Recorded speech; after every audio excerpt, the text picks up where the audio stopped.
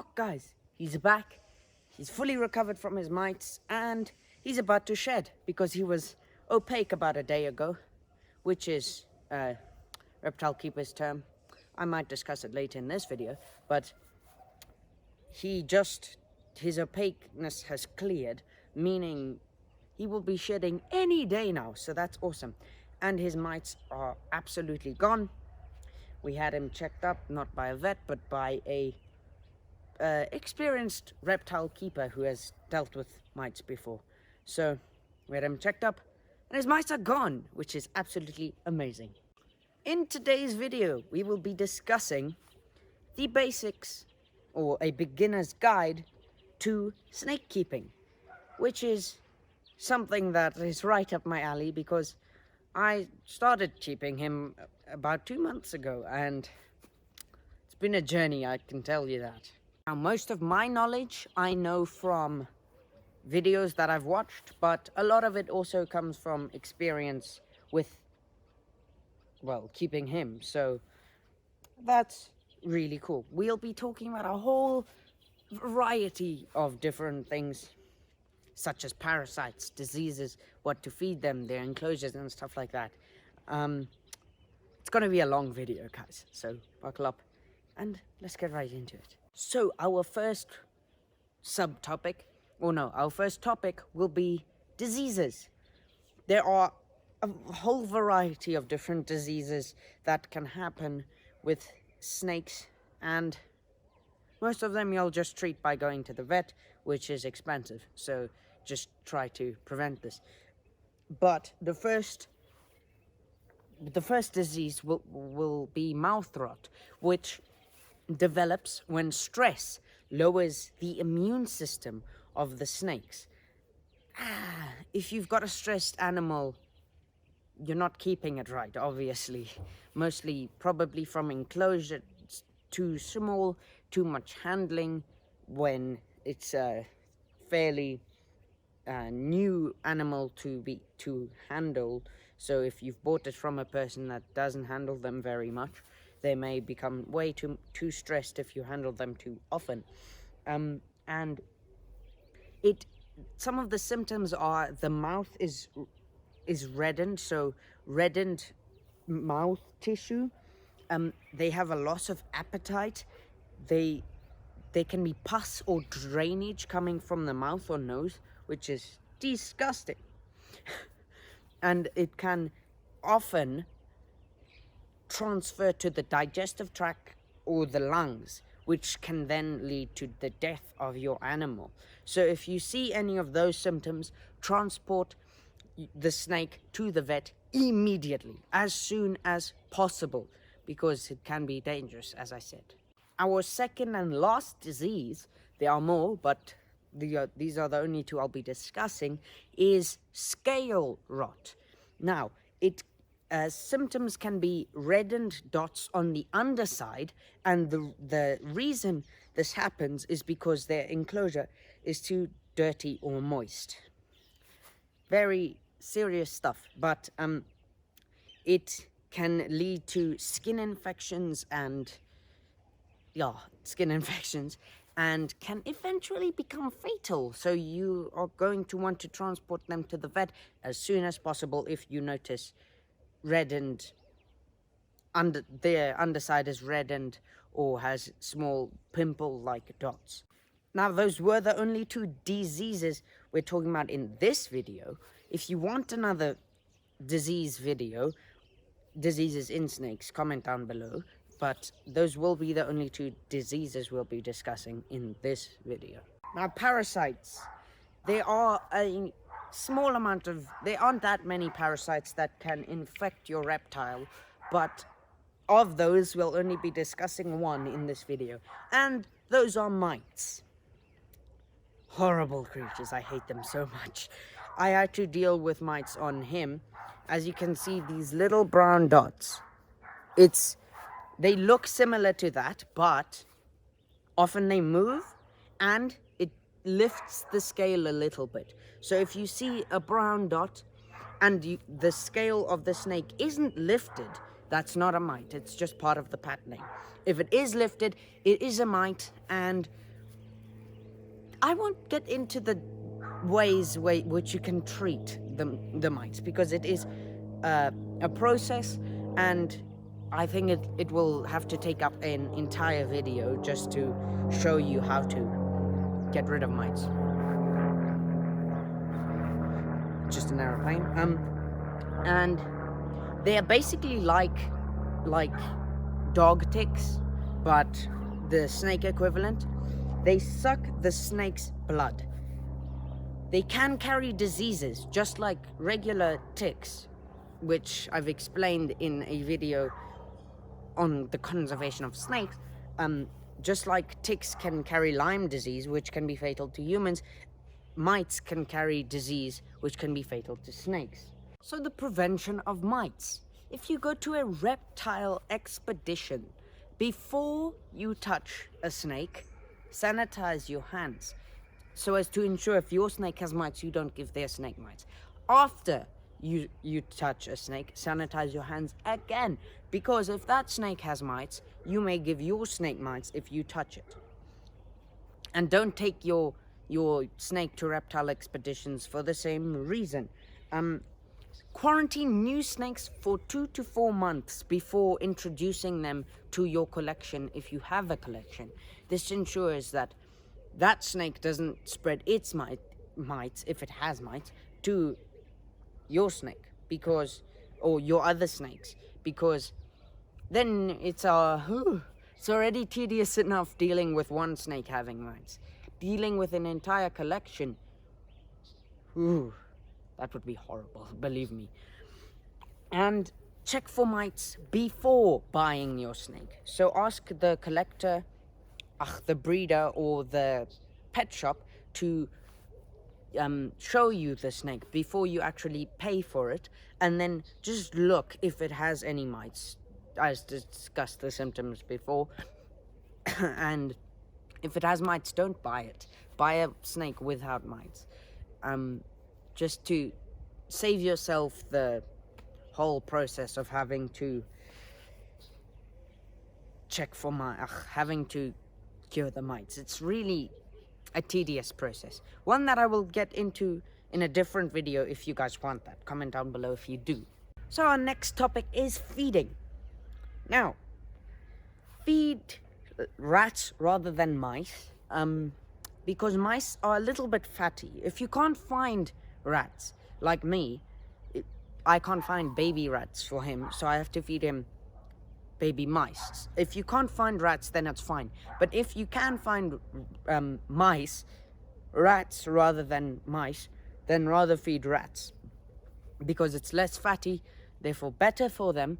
And when they're older, the bigger mice are much more fattier than the bigger rats, and it'll be a more difficult transition for them if you're doing mice and then wanting to transition to rats. So rather feed rats.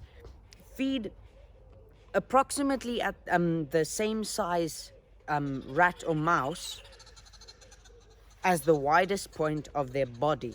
So for Spock, that would be probably here, so I'd be feeding him a mouse about that big.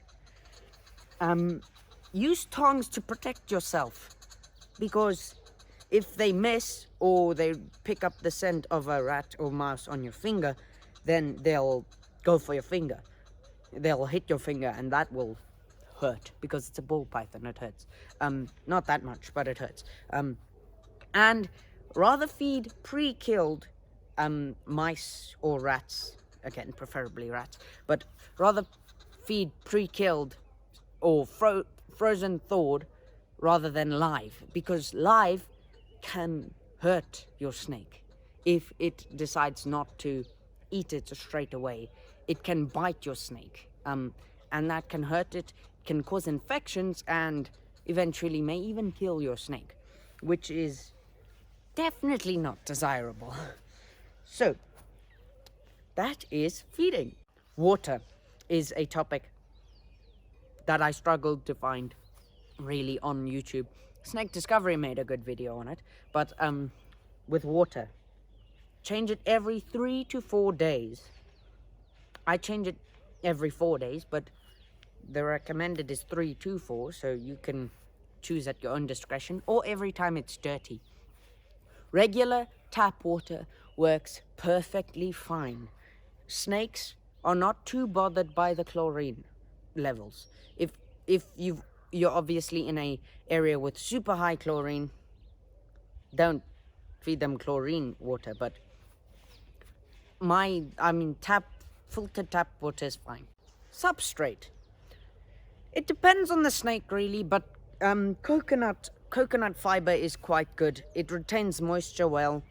It's good for burrowing. But with a ball python like this, you could even use paper towel, which I'm using right now, but that's only because of the mite issue.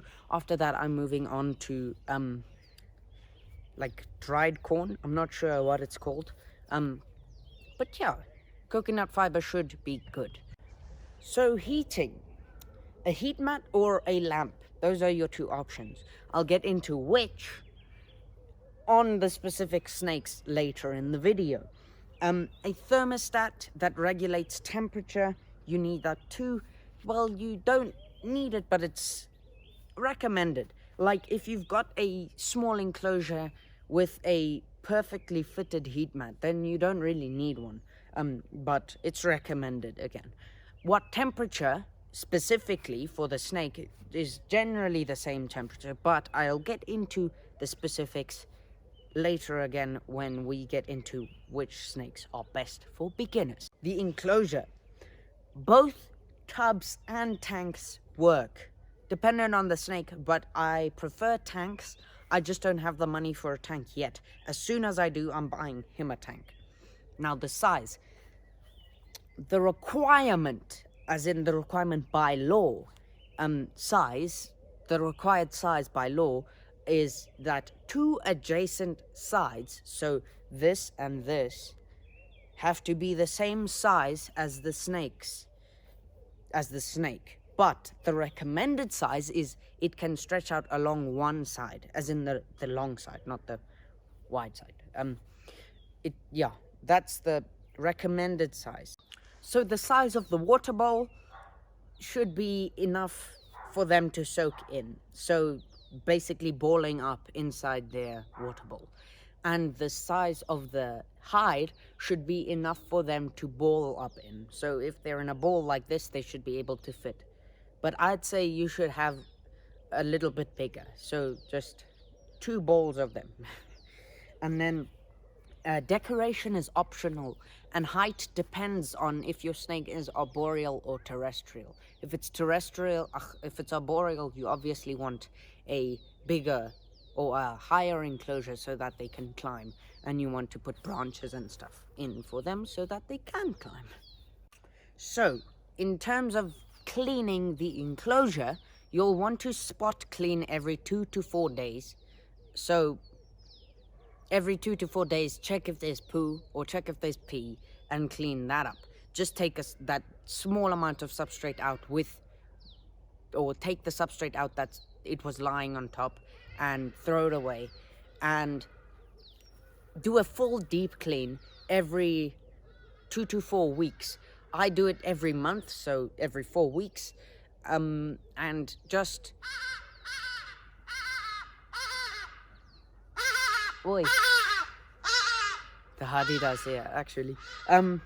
So I just take some F10 or any veterinary disinfectant and disinfect the enclosure. Well, take all the substrate out, throw it all away every month again, and just wipe it down thoroughly with veterinary disinfectant. Let it air dry, so let the disinfectant air dry completely, and you need to disinfect all the water bowl and the hide and just air dry it again, and you need to put everything back with new substrate again. So yeah. Now, cleaning the snake itself, when it looks dirty, just give it a soak. Just put it in a bucket with some holes on top, obviously for oxygen. Fill it about halfway to its body, so about there with Spock. Let me show you. About there with Spock. With lukewarm water, and just let them soak for half an hour. You don't really have to check. They'll ensure that they don't drown, because I doubt your snake's suicidal. But it won't drown. I've left him alone for a whole half an hour a few times. He's fine. He normally, his head is at the end of the bucket, at the very top of the bucket when I open it up, and then I just dry him off, put him back in his enclosure, and he's clean. So just a soak, and they'll hydrate too, so it's great. Now we're getting into the interesting bit. The type of snake, or the species of snake that is best suited for the beginners. I've got a few for you. First off is a ball python, just like Spock here. Absolutely adorable, and they don't get too big. And they ball up like this. That's why they're called ball pythons. They can grow up to 30 years old, so they become very old. And the oldest one ever recorded was a flabbergasting 40 years old. They prefer heat mats because they're not natural baskers out in the wild. They go into termite mounds and just sit there. Generally unoccupied, for you that are like, how is that even possible? The ideal temperature, jeez Louise, the ideal temperature would be 31 to 33 degrees Celsius, or 88 to 92 degrees Fahrenheit. And you'll just set that into your thermostat that will regulate the temperature, and then you'll be set. Not much you need to do with that. You just need to check every few days, or I check like 3 times a day, just to make sure that your heat mat or heat lamp is working. And for them, you want a heat mat, as I said again. They grow up to about 1.2 meters long, so that's not too long. There's definitely longer snakes. So next are corn snakes. These are absolutely beautiful snakes. They're a little bit more active than ball pythons, because ball pythons are nocturnal and corn snakes are diurnal, meaning they're active during the day.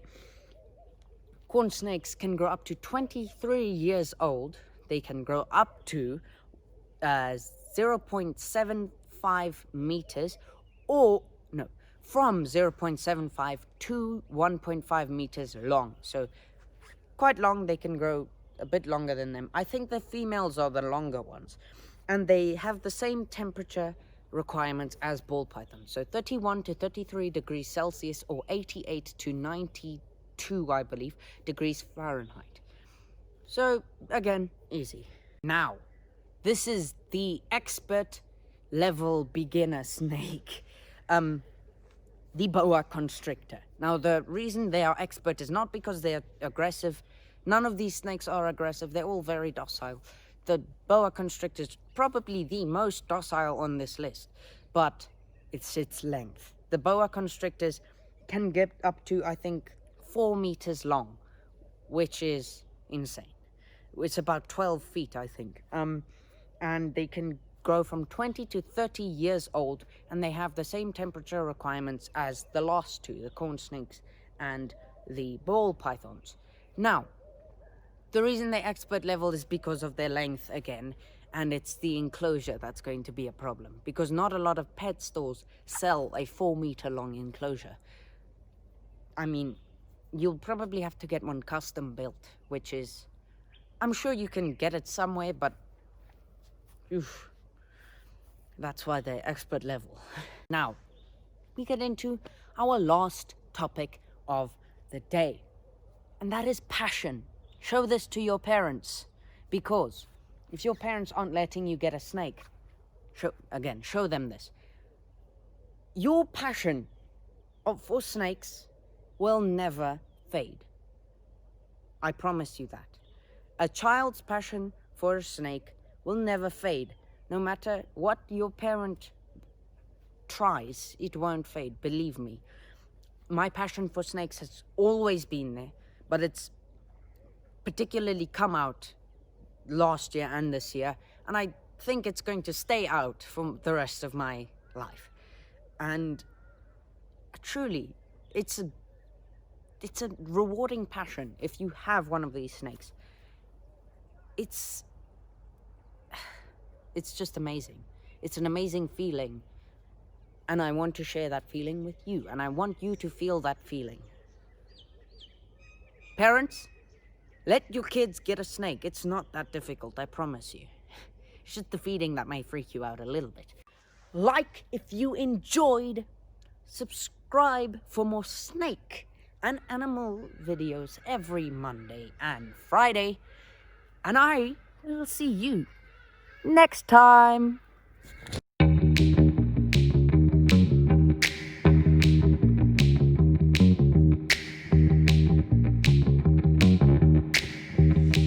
Artlist.io